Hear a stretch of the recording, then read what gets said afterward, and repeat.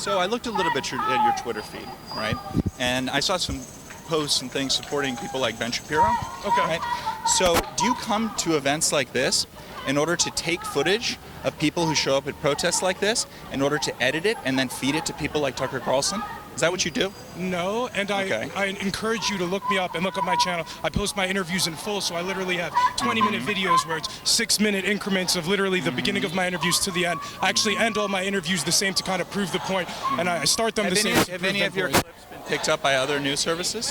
Not that I know of. Okay. So no, it's mostly just a YouTube channel. I haven't been on featured networks. Okay. Is there anything else? Did you think any of my questions were unfair? No, I don't think your questions were unfair. Hey everybody, I am your host Elad, and today I'm reporting to you from New York City at a protest to, as it says over here, save the Amazon and stop fascism. A lot of people here are talking about how the deforestation that we're seeing in the Amazon is going to lead to huge global climate crisis issues and the inevitable, downfall of the Amazon rainforest. Hopefully we're not seeing that. Let's go talk to some folks, see what's going on.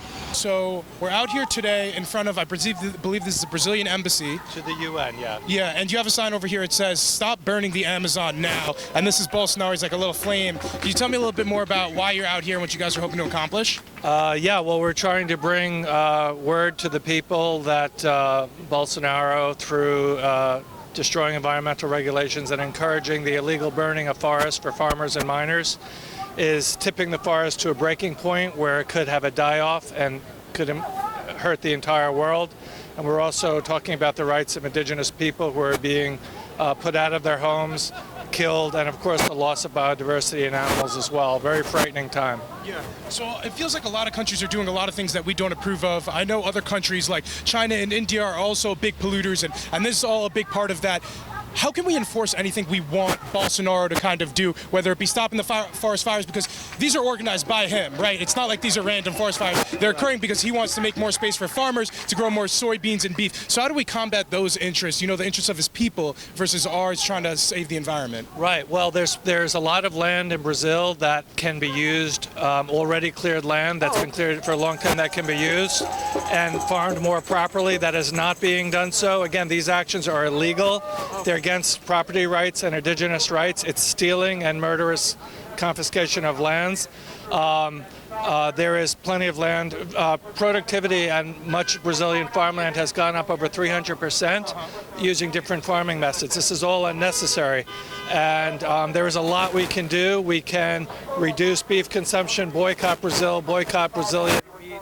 We've seen companies, H&M, ban Brazilian leather. We've seen VF Corporation that owns timberland and vans. Is that where this protest is kind of going, to a boycott Brazil, as long as Bolsonaro continues to do this? That's one of our tools, and just educating people. People have the power. Burger King, other restaurants are responsible for over 1 million acres of deforested land. Find out where your beef is coming from, reduce beef consumption, support indigenous rights, and become educated. Why is Bolsonaro doing this if he's able to use other parts of his land and farm there better than he would be able to in the forest fires in the Amazon? Why does it even make sense then? He was put in by corrupt interests, and as a typical fascist playbook, he is using select business interests and corrupt interests to further their pocketbooks at the destruction of the Amazon indigenous peoples, rare wildlife and biodiversity, and ultimately the future of Brazil itself. Yeah. I also know that since 2003, we've been seeing a decrease of forest fires in the world overall by about 25%, and we're seeing more reforestation, like more net trees, so we're seeing more trees being grown than are being burned. So is this overblown in any sense, how we're doing this? Because we're saying that Bolsonaro is burning the world, but we are seeing more trees being grown and a decrease in the overall burning of trees. Net loss of rainforest is accelerating after some years of proper management, as you allude to. However, this is not an overstatement. This is literally the entire rainforest can die off. That's science. Yeah. So this is like the heart of the rainforest? Because as he explained, I know he said it was like the outskirts of the rainforest. No, but this it's a lie. There's 77,000 fires going on, set illegally by farmers and miners to the detriment of indigenous populations. This is criminal, a crime against humanity, a crime against the earth, a crime against no less importantly, the Brazilian people. Absolutely. I don't know if you keep up with the news cycle, but CNN had all the Democrat candidates on yesterday talking about their different actions to combat climate change. Do you have a favorite who you pick amongst them? A number of the ideas, in my view, are good. I'm not 100% educated, so I say humbly, I think Bernie Sanders is at the top of that stack. But the fact that it's become mainstream in one of our two parties is very heartening and gives us hope. Absolutely. Just in conclusion, was there anything else you wanted to mention? No, thank you so much. Thank you so much for your time. I really appreciate it, sir. Thank you. What's the other side? Oh, there's the boycott. There's the potential boycott. Thank you. We're out here today in front of the Brazilian embassy, I believe it is, for the event over here. This is to save the rainforest, the Amazon rainforest. Your sign says ecocide is genocide. Yeah. Can you tell me a little bit more about what your sign means and what you guys are hoping to accomplish? First of all, the indigenous populations of Brazil, they depend on the rainforest to exist. If the rainforest is burned down, if they're pushed out, and it ends up basically destroying indigenous cultures and erasing them basically off the face of the earth. So when you destroy the Amazon, you are basically destroying entire cultures. Yeah. Is it the parts of the Amazon that the indigenous people are living in that Bolsonaro is currently doing with the forest fires? Significant portions of the Amazon all around have been burning. Most of it is set by farmers and cattle ranchers who are essentially trying to clear land for agricultural purposes. The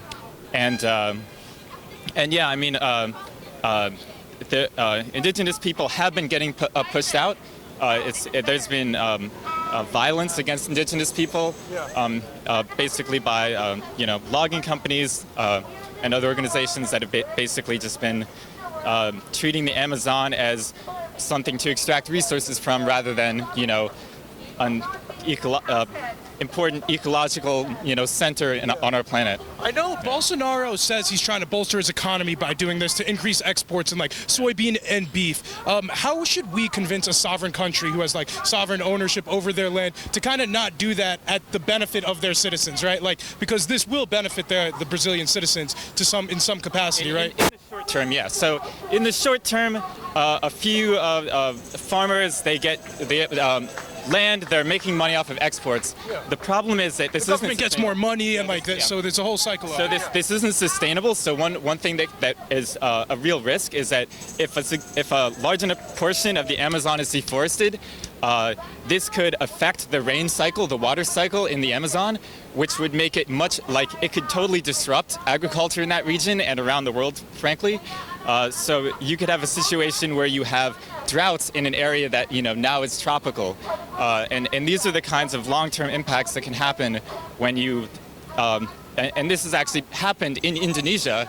There have been areas that have, from deforestation, been essentially desertifying, and the same thing could happen in Brazil. So, long-term, it's not going to be of a benefit to the Brazilian people. Yeah, because I have a concern about a lot of these third world countries, or there's a lot of different things you could call them, like China, India, and Brazil, are still burning fossil fuels or not being as clean as possible. And I struggle with, how are we going to tell China, a country that contributes 30% of the year-over-year carbon emissions in the world, to lower it when they're helping their citizens now and they're helping bolster their GDP now from this? So, what are we going to do to convince Bolsonaro? What are our tools at our disposal to try to influence these people who are going to do what they want to help their citizens at the end of the day? I mean, we're enjoying our beautiful New York City, but in Brazil it's a lot more tough, in China it's a lot more tough, in India it's a lot more tough. How do we get these guys on board? I mean, honestly, we should be, as people in a wealthy nation, we should be supporting impoverished people. Sure. We should be essentially, having economic, using our wealth to help the poor people of Brazil and other countries, and essentially these indigenous peoples. We should be supporting them, trying to make sure that they're living peaceful, healthy lives, essentially, and we can do this and protect the Amazon at the same time. And so the idea is basically, we need to put our money where our mouth is and say, listen, our country needs to be putting in resources into making sure that the people of Brazil are taken care of. so that they don't have to resort to this. Because oftentimes the people that are doing this, it's partly big bosses of corporations like JBS, Cargill, and so on that are doing this. But it's also individual people that are in poverty and trying to make money so their family can survive. And so if we can try to like figure out ways to support these people, which I think we can. We have enough money to do this. We grow enough plants to feed everyone on the planet. With this sign emphasizing the need to be vegan in today's world, and too many people are not making the connection between the Amazon burning down and individual choices about eating animals. Somehow there's this enormous disconnect continuing, and that really needs to change. Our individual choices greatly affect this planet. Are you vegan? Oh, absolutely. Oh, wow. Absolutely. It's the only way to be. It's the only thing that makes sense today. Don't you agree? I agree, but I'm not vegan. I know that part of the reason that Bolsonaro is committing these forest fires is to make space for soybeans and beef producing. What should we do to to make Bolsonaro stop? Like it's a sovereign country, right? And they have the sovereign rights to do with their land what they want. But how could international countries kind of pressure him to change that? Or what can we do to kind of help the situation? Because he's trying to help the citizens there, right? Well, we vote with our dollars. Everything that we spend is a way of saying we endorse this. And this sign very clearly says the rainforest is burning so that you can have a burger. That is very real. Yeah, it's very powerful. So stop buying the burger. Stop voting with your dollar to say, I approve of this. The deforestation is all about clearing the land to grow soy for animals, for humans to eat, that we do not need to eat. Sure. They're also growing soy, so should we also boycott like a soy products per se, because it's mostly soybeans and beef? It is going for the cattle industry. I also know this is not about tofu. Yeah. The world is not clamoring after tofu. Yeah. The Absolutely. world is clamoring after animal products. Yeah. So as I understand, we've been seeing a decrease in forest fires since like 2003 by about 25%, and we are seeing more reforestation right now net than we are seeing deforestation. Do you think in any way the media kind of pumped this up to be something more than it is, or we should still be paying this amount of attention to this forest fire like that? Well, the world, the whole planet depends upon the Amazon. How so? Well, the Amazon produces 20%, I think I have this figure right, 20% of the world's oxygen. Yeah. I think it's closer to 5%, but even if it was just 5%, would that change your mind either way? Well, my heart breaks. I mean, you can see I'm all about animals. Oh, awesome. You know, I'm all about animals. I mean, of course, I care about the future generations. Yeah. I care about humans, you know, the future generation. Yeah. But I know there's part of like a climate change aspect to it, but I mean, of course, that's important too, but you're also focusing on the animal portion and the cow portion of this. I absolutely am. My heart breaks for the animals that we really are not hearing very much about at all. You know, it's only people who have a heart for animals who are thinking about the animal life being destroyed in this fire. Think about what that must be like. Absolutely. I know that we have a lot of different presidential candidates talking about climate change and stuff like that, but they're never talking about any vegan stuff. Well, I know Cory Booker is a vegan, but he's not talking about it, really. Do you want to see more candidates talk about this issue? Yeah, speak up more. Cory, you're my man. We need to hear more from you. As far as I know, he's the only vegan candidate, right? I mean, we need to hear more about this. This is the problem with greed overriding our world. Yeah. Who do you want to see be president in 2020? I'm hoping for Cory. Cory Booker, just because he's vegan?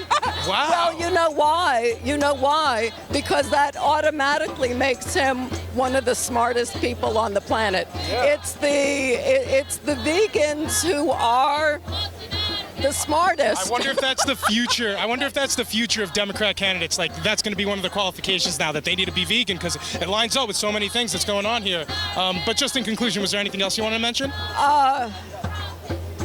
Go vegan. Save the planet. We all have more power than we think we do. Absolutely. Don't you think? I mean, every individual. Money talks. I'm making a video on the rally. Is there any chance I get a quick interview? If not, that's cool too. Do you mind being on? Yeah. So we're out here today in front of the Brazilian embassy. I see you have a sign over here. It says "Your decisions affect us all," and there's some like blood drops on here. "No more indigenous blood" is written over here and over here. Can you tell me a little bit more about why you're out here, what you guys are trying to accomplish? Sure. So it's worth mentioning in the first place that I did not make the sign. I didn't bring it with me. Of course, I endorse everything that it says, or I wouldn't be holding it. You don't have these graphic abilities. This looks very nice. I do not, unfortunately, no. That's the credit to other organizers here.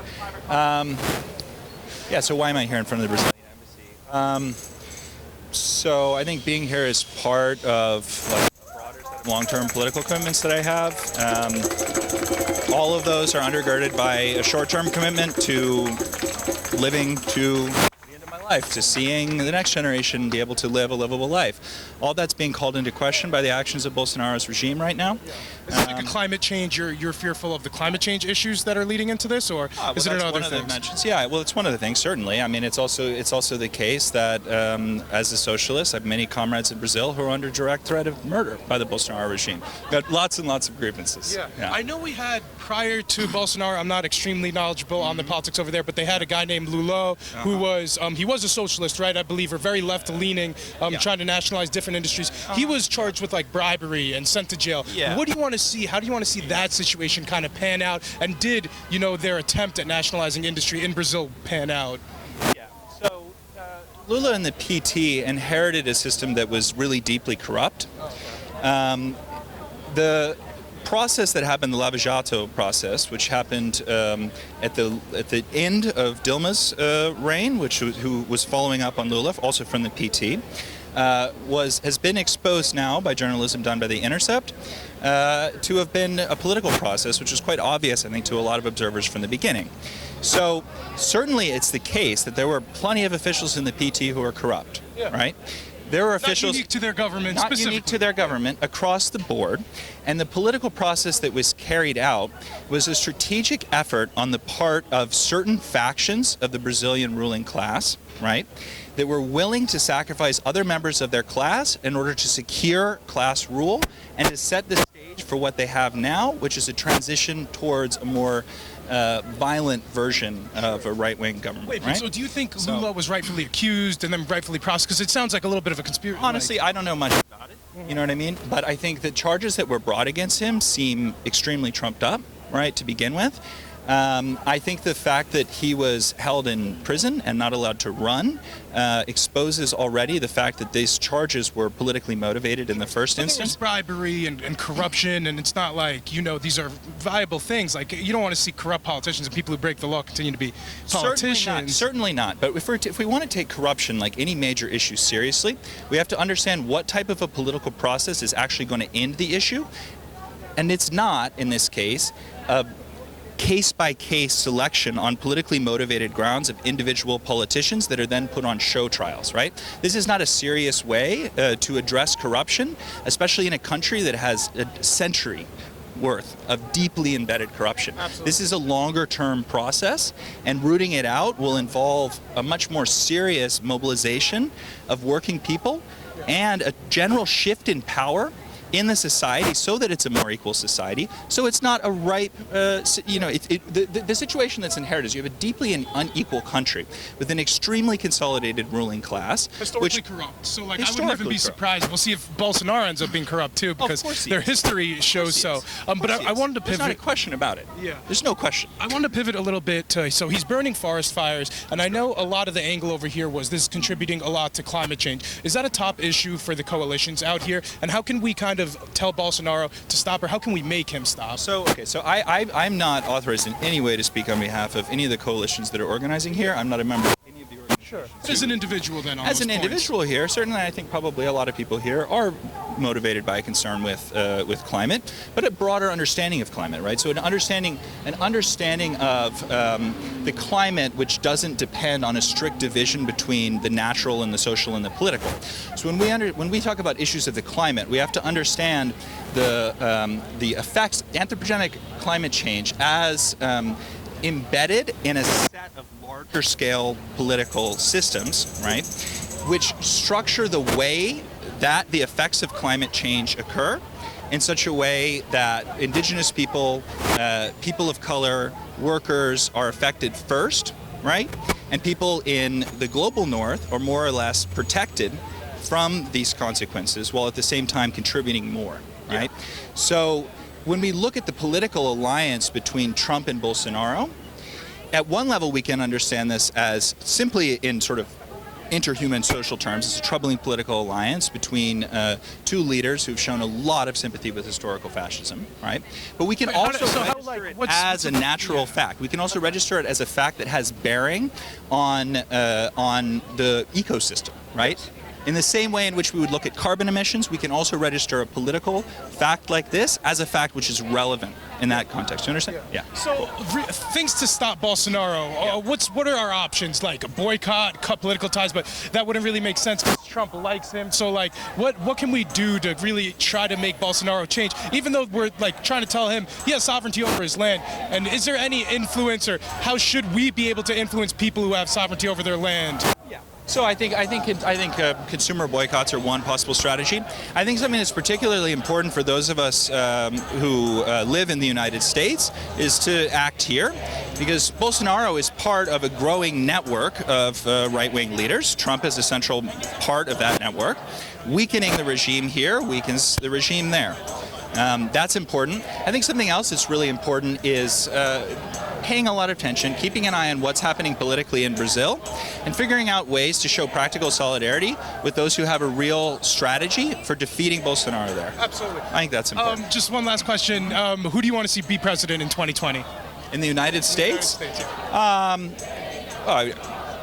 Of all of those who are running now, Bernie Sanders. Absolutely. Yeah. Was there anything else you want to mention?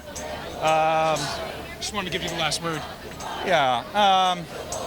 No, that's good. Thank you. Thank you so much for your time. I really appreciate it, sir. Thank you. Hey everybody, thank you guys so much for tuning into another episode. I wanted to pose the question back to you. What did you think about the questions I was able to ask? Let me know down in the comments. Guys, if this is your first time here, please be sure to like, comment, and subscribe. Until next time, stay barely informed.